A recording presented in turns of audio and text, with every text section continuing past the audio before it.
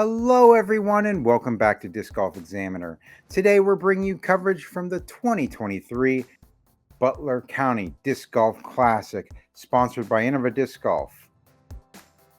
I'm your host, Brian, and joining me today on commentary are two of the guys on lead card, Tony Mo Reiss and Mark Fedorenko. Guys, how's it going? How we doing, Brian? Doing great, buddy. It's great to have you guys. This was a fantastic tournament on one of the most challenging disc golf courses out there, North Boundary Park in Cranberry Township, Pennsylvania. Really beautiful. Actually, when this course was designed, it was one of the top 10 longest courses in the world. You're going to see a lot of elevation changes, a lot of really great players in from out of town, and I'm really excited to get into it. Number one, we have last year's champion, Joel Freeman, coming back to defend his title. Well, yeah, Joel knows this place very well. And then we got Clay Edwards coming in next from North Carolina. Clay's been touring, I think, for 2-3 years now. So, really talented player. And then we got myself here. You know, this is my second time playing North Boundaries. It is a track. Second time this year that you and I have shared a lead card, Tony. That's true, Mark. And we got Mark. Myself. We have the local guy representing Pittsburgh. And we want to say a very special thank you to our sponsor for today's event, the Butler County Tourism and Convention Bureau. Visit them online to check out the best of Butler. Link in the description.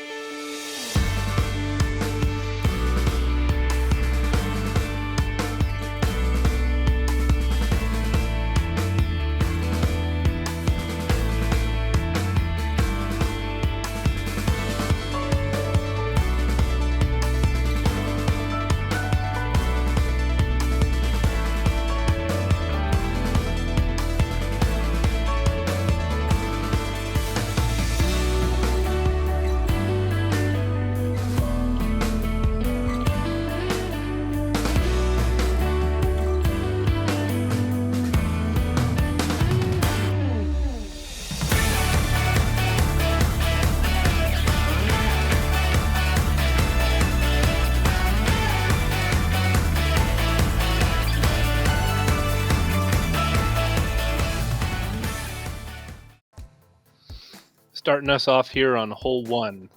It's a 692-foot par 4, a little bit uphill, and to be honest, it kind of gives you a little bit of a lie. You look at this course and this hole and you think, oh, it'll be pretty open, park-style golf. That's pretty much the truth for about 3 shots, and then you're in the woods the rest of the course. You're going to see players here start off with big stall shots or big hyzers around this first tree before they look to sneak into the woods here. It's kind of a pick your own poison line. There's shots that go to the left of the main tree in the center there. I've seen some players throw forehand rollers down to the right here before curving up left to where the basket is. A par on this hole is great. Getting the birdie on this hole is taking strokes on the whole field. And you'll be surprised the number of bogeys and doubles that this hole will turn up with. Yeah, I would definitely say it's a very good first hole out here. It's definitely the most open hole on the course, I would say. So we got Matt Rosier here doing introductions.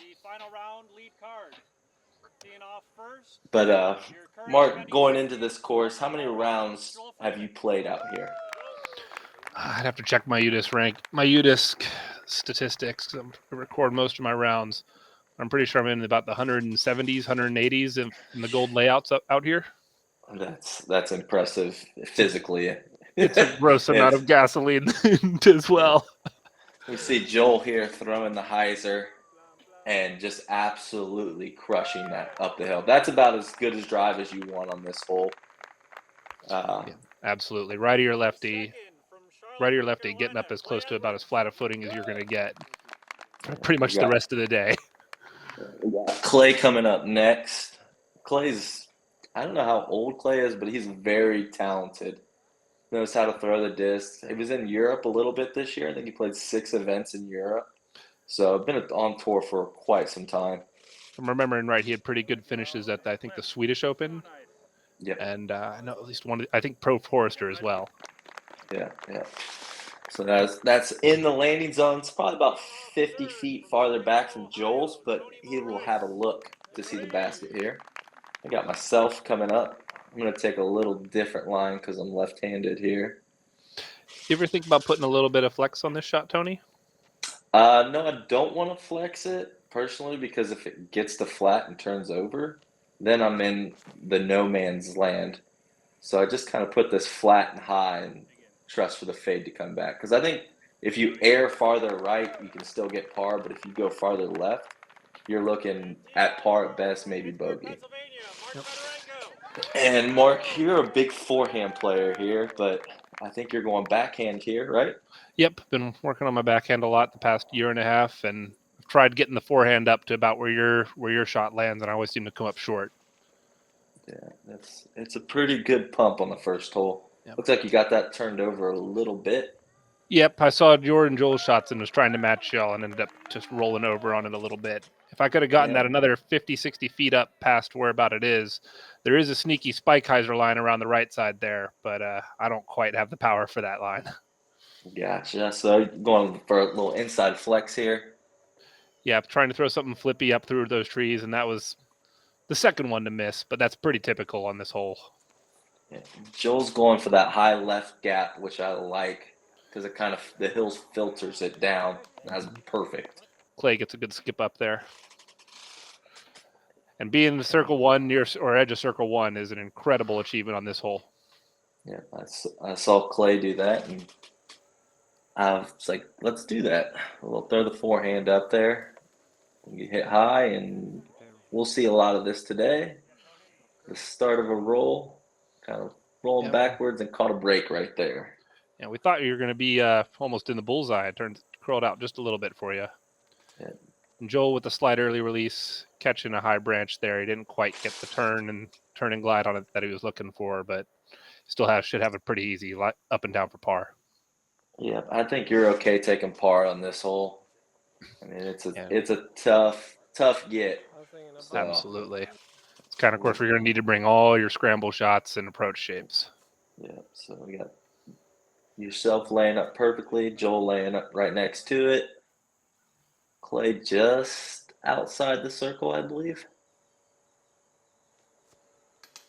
Oh. But it's that. That's the most important thing. Yep. And I think I was just outside. Yep. Starting your round off with a birdie on the difficult hole one. One of two birdies on the day, Tony.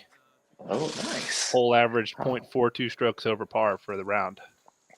Yeah, it's definitely one that can get you going into it. So I'm happy to start off with a birdie because birdies are far in between here. You are working to get your birdies out here. Absolutely. Starting here with a little 20-footer comeback putt. A little more nerve-wracking than you want to have on hole one, but happy to tap in for par. Oh, yeah. Good little distance to start your tournament. So hole two here, we got a par 4, 513 feet. The first thing you're going to do is get up and over this hill. And the tree we are flying right by now on your right side is the tree to miss. You miss that tree, and you are fine.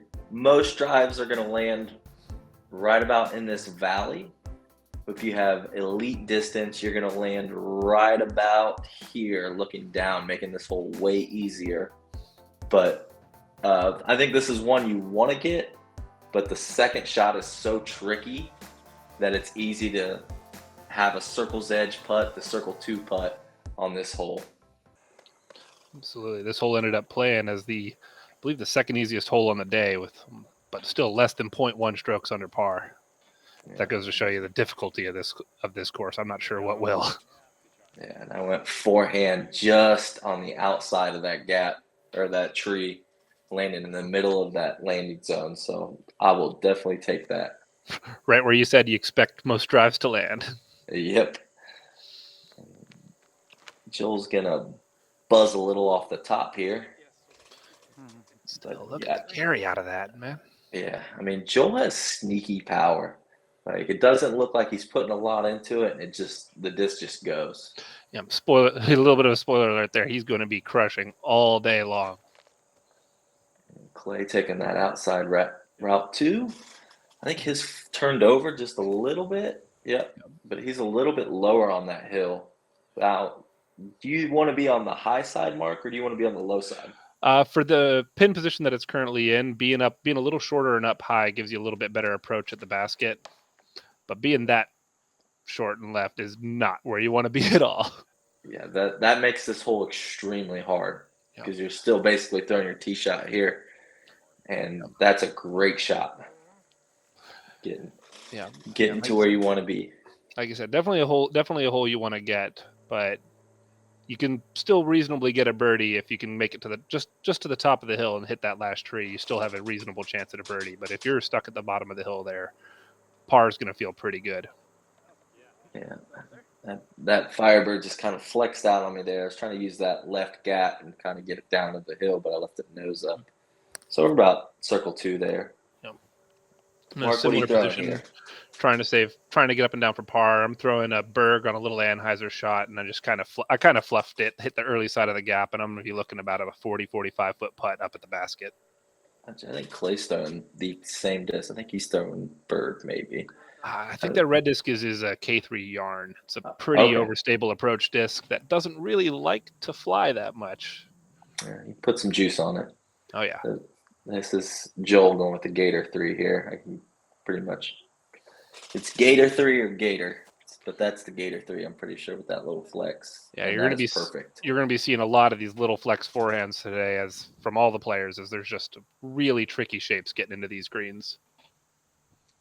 This is scary because right behind that, it kind of dips off. Any putt you run here, it's going to go to about circle's edge. If you miss it completely. That's going to be a theme of the entire course. There's maybe one flat green on the entire course. I don't even think there's one. So I'm about circle's edge here. And a little headwind there kept it up, but happy to hit the flag because that was going places. So far, all the metal catches are sitting nice. We got to thank the coursework team out there for getting mulch spread around the baskets to make the course just a hair more forgiving. Yeah, Joel with the birdie. That's perfect. Exactly what you wanted.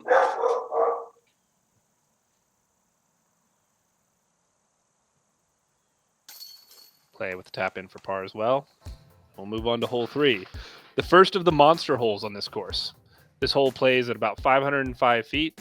However, due to the sheer amount of elevation gain, which if I'm remembering from the tee sign is about somewhere between 80 and 100 feet of elevation gain, this hole plays much closer to the high 600 feet.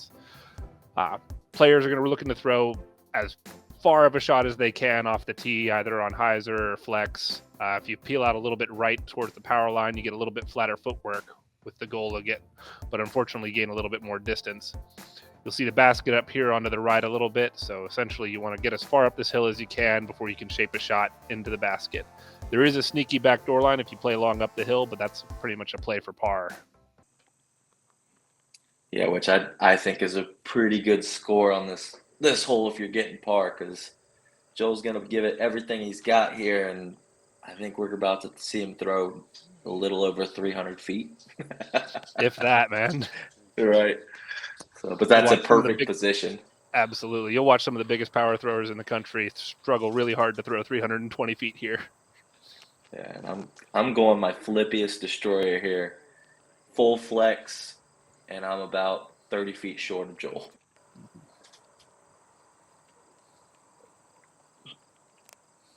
Clay here, lining up a flippy distance driver. Put on a little hyzer right at the power lines. I think he drifts it a little further right than he was expecting.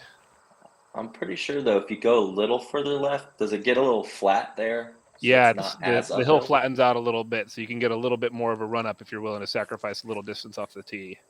I'm going a lightweight destroyer here, and I get pretty much everything I can into this one. Really happy to get to where I've been getting the last couple days. I've been throwing good tee shots on this whole tournament. Yeah, see how Clay's coming from the side here? I really like this. He goes roller though.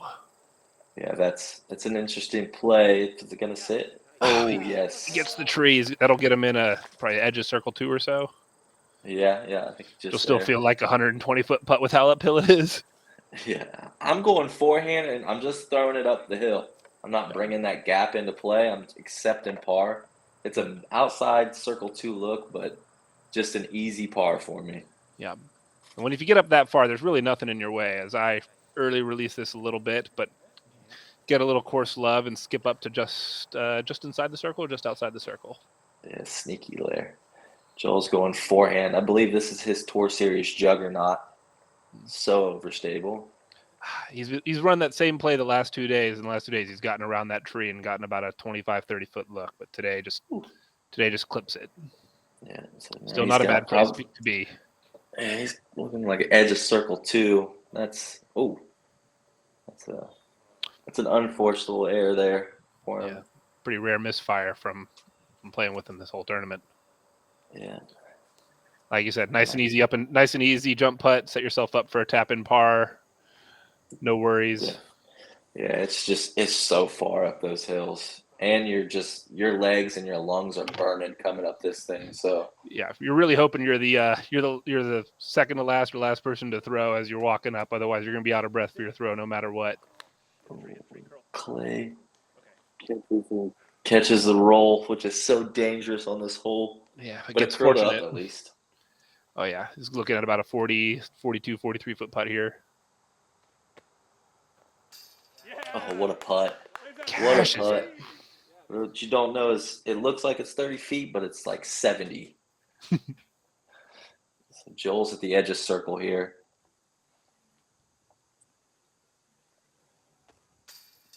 Oh, just pushes out. Yeah. It was one of those, it was 50-50, could stick, could bounce out, and it stayed out. So that hurts. He's coming back one, but he's got some strokes to play with, I would say. Oh, just a few.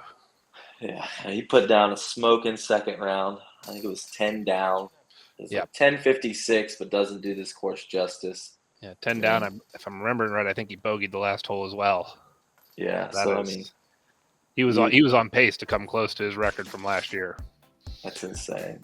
All right, we're on hole 4. It's one of the first par 3s we got. It's 272 feet. There's a left hyzer gap, and there is a thumber gap down the middle, and there's a jump putt to the right. The hardest part about this hole is going to be coming to stop, because I believe the pin's been moved down lower, but it's so downhill that if you hit anywhere by the basket or even close to early on the basket, you're skipping long to 40 to 50 feet. So as you can see here, I'm going standstill off the tee because it's so downhill.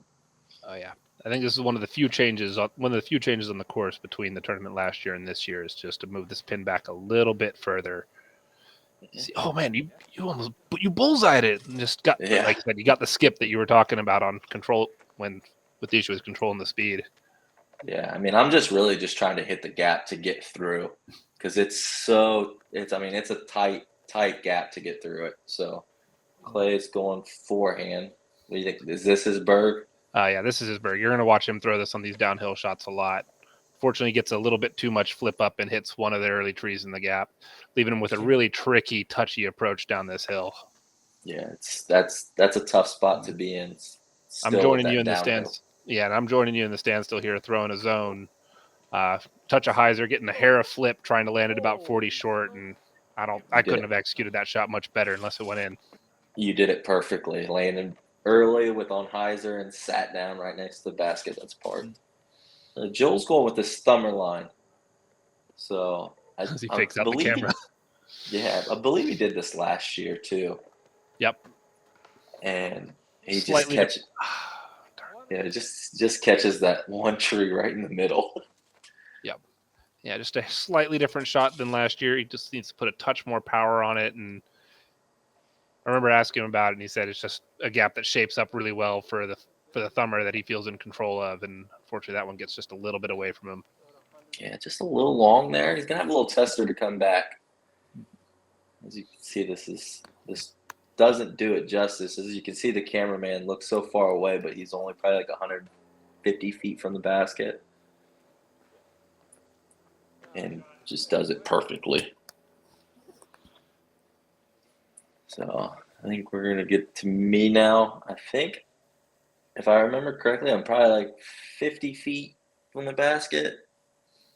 Looks like 80, but it's only about 50 because you can see the little marker right there in front of me. Right off the band, like get fortunate with no roll away. That was a good bid there. Yeah, it felt good out of the hands. Joel looking at just inside the circle, comeback putt for his 3. Hits high left again, and that one sticks. There it is. It's a good save. Absolutely. And we got Mark here with your birdie, dead center. Yeah. Why do those 10, 15-foot putts feel so scary sometimes? Because you're supposed to make them. That's why. The circle's edge, they're questionable, right? If you get those 15-footers, you have to make them. Yep. Clay with a great cleanup right there. And I'm going to tap in my par. So we're going to see 1 birdie and 3 pars on the hole. And Mark's taking a stroke on the card. Yep. And hole 4 played as the fourth easiest hole on the course. As we go move into hole 5, hole that was playing pretty stiff for the field. We've got a 623-foot par 4. See the gravel road and walkway on your left that plays as out of bounds. You want the ideal tee shot lands right about where Brian in blue is there standing, but most tee shots you'll see will land just short of this gap, looking up this hill at usually some kind of gap shot leading up to a sloping green with, yet again, just plenty of roll-away potential here. Oh, yeah. Now, Mark, is this one tee shot you're not scared to go out of bounds on?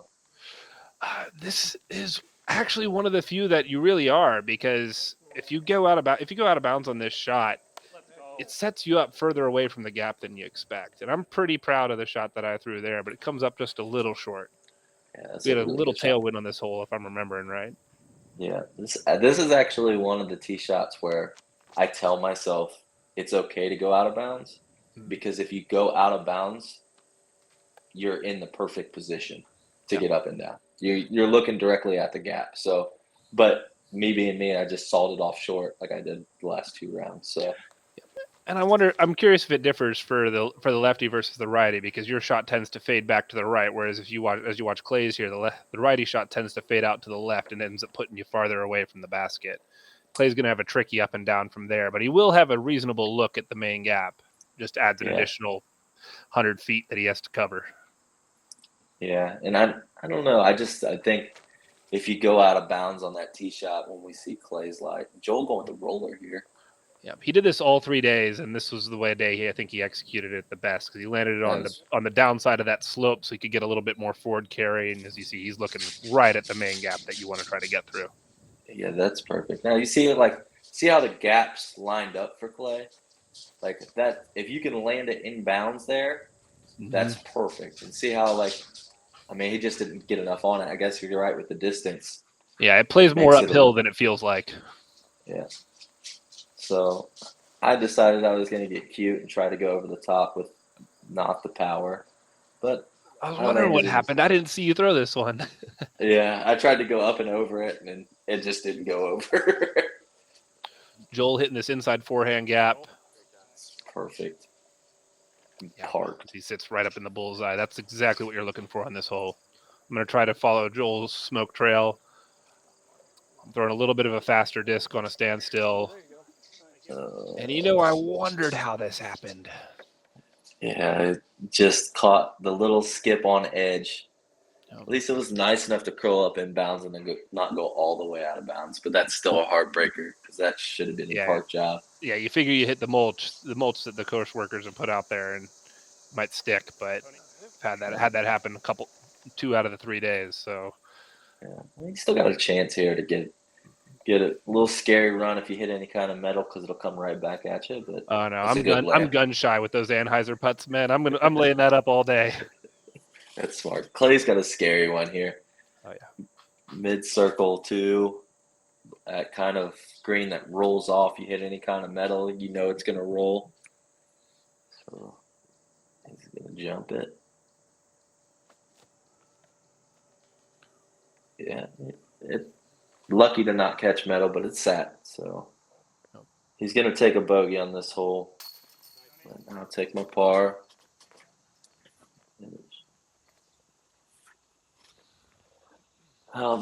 So how many people got this hole this week or this round? Today, hole 5 played at .37 over par. Saw only one birdie on the day. So Fair number of pars, bogeys, and a couple doubles as well. It played about the same way for all 3 rounds. Just this hole, for some reason, wasn't yielding the birdies that it did last year. The field was a little bigger last year, but yeah, I don't know. That's interesting. Yeah, it's definitely the last of the quote-unquote open holes on the course. Yeah. So we're on hole 6 here. This is going to be the par 5. It's 871 feet. With your first shot, you're just going to want to get over this hill. Anything landing in here is going to set you up for birdie. If you land in that little valley, the best you're going to get is par. Your second shot, you're going to kind of try to weave your way through these trees. There's an intended line way left and way right that you can kind of funnel your way through, but for the most part, you're just going to be scrambling through the second part of this hole. Mark, what do you think? You think they need to clear a couple trees left or right? How do you like it? Do you like playing scramble par 5s? I really like this hole. I think there's something to be said maybe for the ceiling a little bit off the initial tee shot, but this is a hole that rewards being able to throw a couple placement shots or some incredible shots that get over both ravines in 2. If you can get past both ravines in 2 shots, you're smiling all day on this hole. Joe laces this, catches a tree, but catches another tree. That was a nice second one. Kind of saved him in the middle of the fairway that you want to be. I'm looking to throw something here, a little stable on a soft flex down the hill, and fortunately I roll over on it again and hit the cameraman. And if you've watched any other previous Disc Golfer Examiner videos that I've been on, you'll know that somehow is a trend. I'm going forehand here, just like he said. It shapes up perfectly, kind of fades back to the left, and I couldn't have thrown.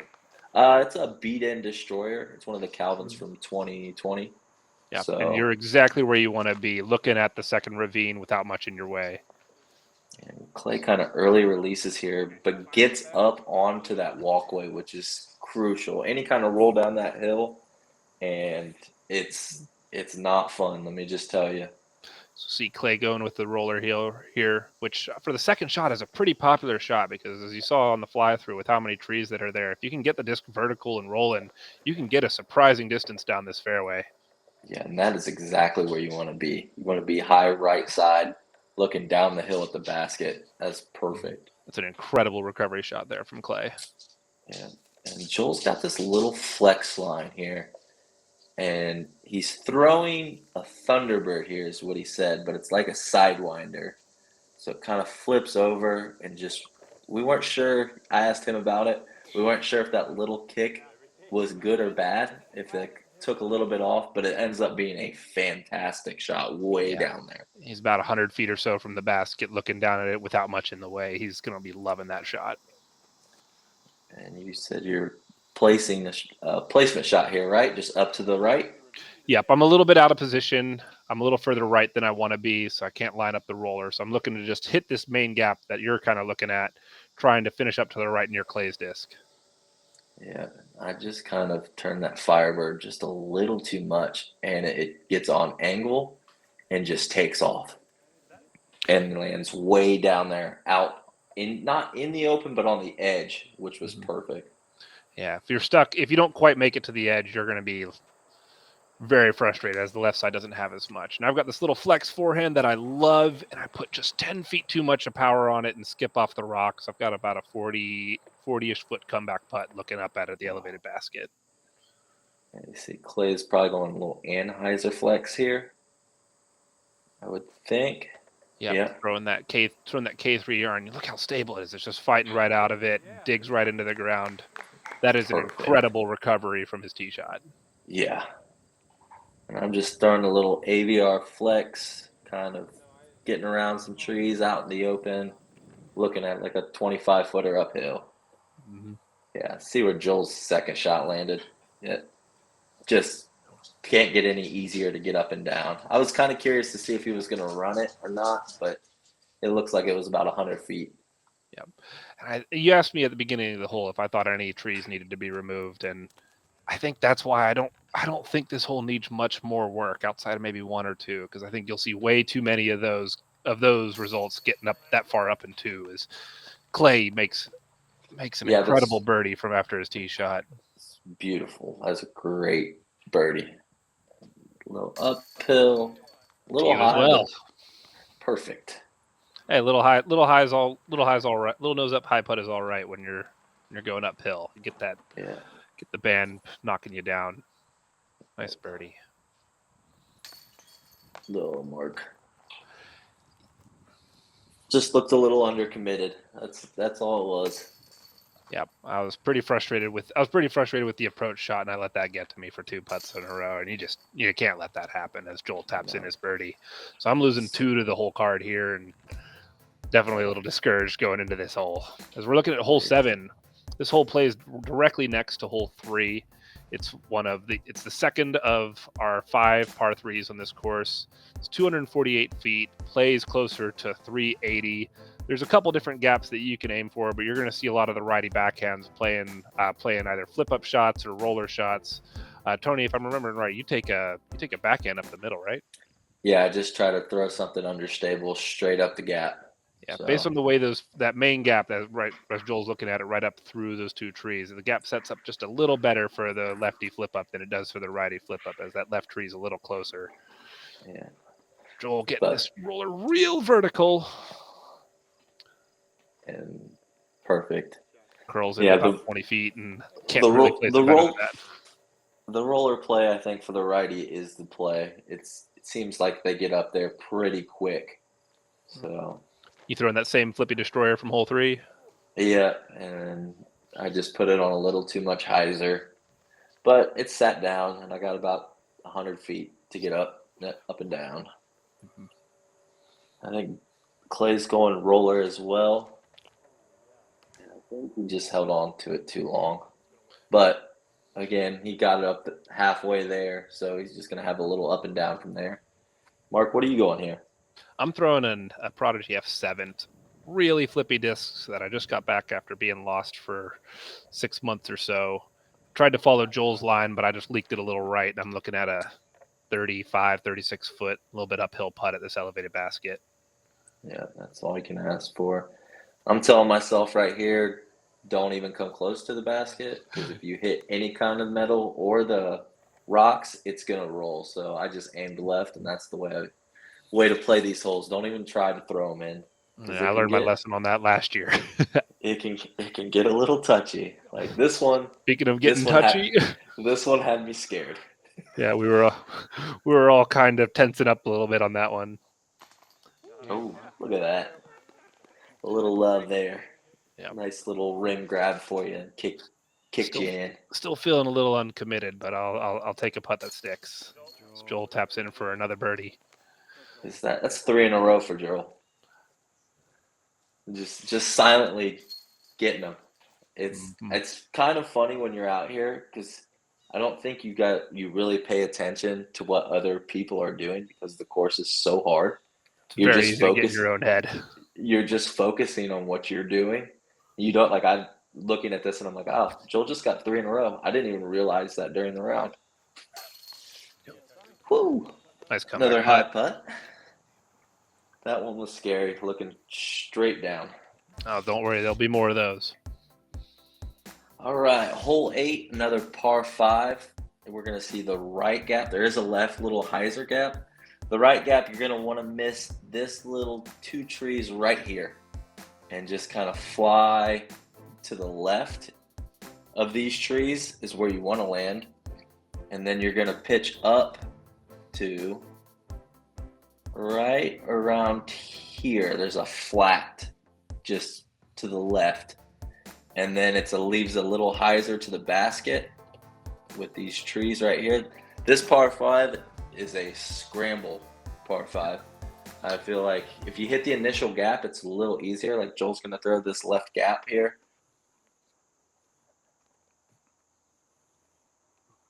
And it's going to line up perfectly for the rest of this hole. Threads it See that? perfectly, gets up to the end of the grass before the dirt comes in. Joel's going to be loving that. I'm going to be taking the local line here, which is this flippy roller around the left side of the big tree here, and just trying to get vertical and stand up all the way. And I got fortunate today. The previous 2 days, I'd rolled all the way down to the grass pathway down there, but got that one a little more stood up. I'm going to take the righty gap since the righties are taking the lefty gap. I'm just going with a little Hawkeye here and just kind of letting the disc do its work. And I just catch the last tree you need to miss. Yeah, it was looking like a nice clean flight. Yeah, and Clay's going with the forehand here. And just catches one of that those guardian. trees. Yeah, he stays in the middle, which is key. Mm-hmm. Any kind of kick left and it's way down the hill. Any kind of kick right and you're in thorns. So, and he sticks on the hill again, which not the result he's looking for, but he advanced a fair amount and set himself up to be able to scramble for a par. Yeah, and I'm just ripping a destroyer here. Kind of had to short reach back with the tree, and it just kind of sits up top here perfectly. Yeah, I think you came up about maybe 40 feet short of fully turning the hill and being able to see the basket. Yeah, it was close. Yep. Joel plays this perfectly. There's that little flat I'm talking about that's down there. You don't get any rollaways. Yeah. And as we saw on the fly through, that grouping of trees real close to the basket. If you're coming into the basket from high right, it's a little trickier. But if you can get pushed straight, even though it adds a little distance, it gives you a much cleaner line into the pin. Looking at a standstill forehand here, and I just lean on my back foot too much and just throw it straight into the ground. Clay's got a little forehand flex line here. It's going to be a tricky shot. Nope, just straight hyzer. And down there, right circle one edge, I would say. Yeah, he's going to be happy with that, looking at a chance. Is that a chance to save his birdie? Yeah, I got like a little flex line through here, but I held that out just a little long, and there she goes. That's north boundary for you. Yeah.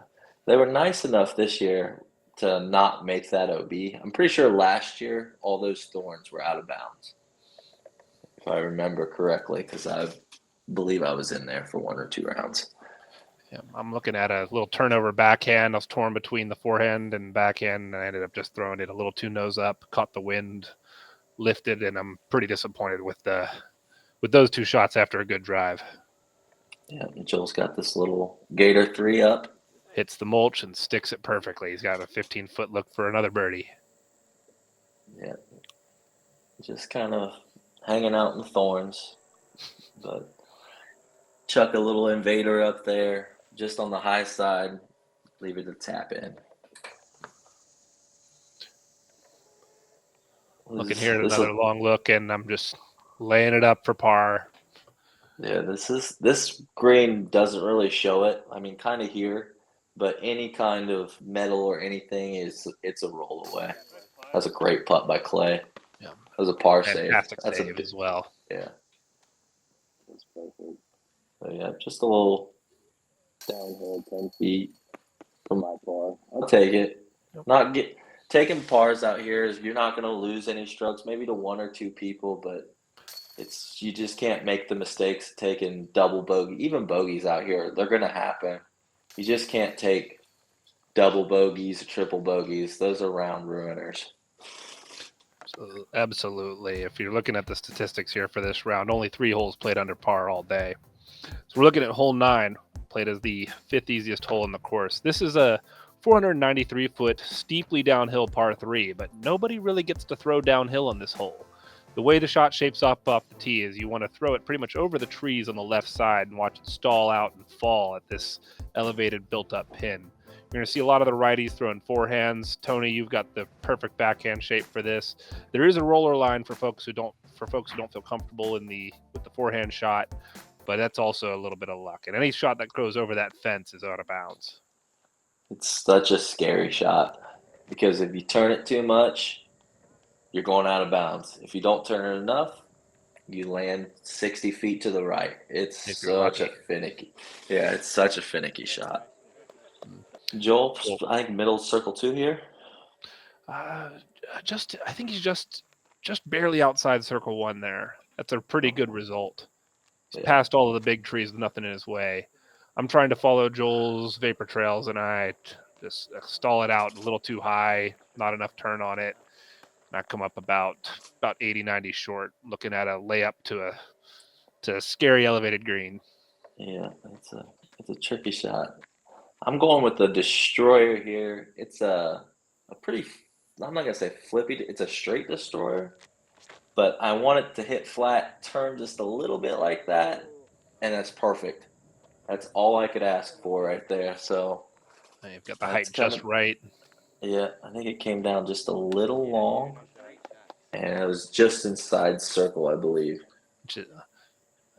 That's about as good as you can consistently ask for out of this hole, is somewhere in that 30 to 45 foot range. Yeah, see how Clay, he just didn't get it to stay to flat long enough, but he's still going to be in that 60 to 80 foot range out there. Yep. I think he tried to make a correction off of yesterday where he turned it a little too much and ended up carrying out of bounds early, and just made it a little bit of an overcorrection as he throws this layup here. It hits the rocks again. It sits again. Yeah, it's a good sit. Nope. And you using the rocks to stay. Yeah, Joel's got a good look here. Yeah, I believe that footing is a little mushy because there was some rain, not during while we played, but leading up to it and at night. He just never really committed to it, just kind of threw it. Yeah, still doesn't stand up on edge, leaving him about a 15-foot comebacker. Yeah, par's nothing to be disappointed about on this hole. Yeah, I'm happy with that one right there. Surprisingly, this is the first time I've gotten this hole in the 2 tournaments that I've played out here. So, have you been out of bounds yet? I have not been out of bounds. Okay. So, it scares me every single time. But today I hit it right, just perfect. So. Oh, yeah. Very fun hole to throw in a casual round. And tournament round gets a little more nervy because you only get one attempt at it, and you're always praying you're not the first one off the tee on this hole. Yeah, you can never know what the wind's really doing. Joel hits high right on his comeback putt, taps in for par. He's got a really solid front 9 going. Yeah, tap in for par as well. Things are heating up. I've caught Clay. So me and Clay are tied right now at 7 down. You're only 4 strokes back, which is 1 hole. Joel's pretty much got a runaway going here, though. So I want to say a very special thank you to a couple guys who have put in a lot of work at the course, specifically Doug Cloutier and Regis Stump, who have really put in a lot of work to keep this course well maintained and to build a lot of those stone pillars and stuff that you'll see around the course. Really cool. And again, I want to say a very special thank you to our sponsor, the Butler County Tourism and Convention Bureau. Visit butlercounty.com to see the best of Butler County. So whenever you come to play disc golf, check out all the food and breweries and a lot of fun there is in Butler County. Well, that's going to do it for our front 9 coverage. Join us for the back 9. Click the link in the description or on the screen now. So until next time, guys, keep banging those chains.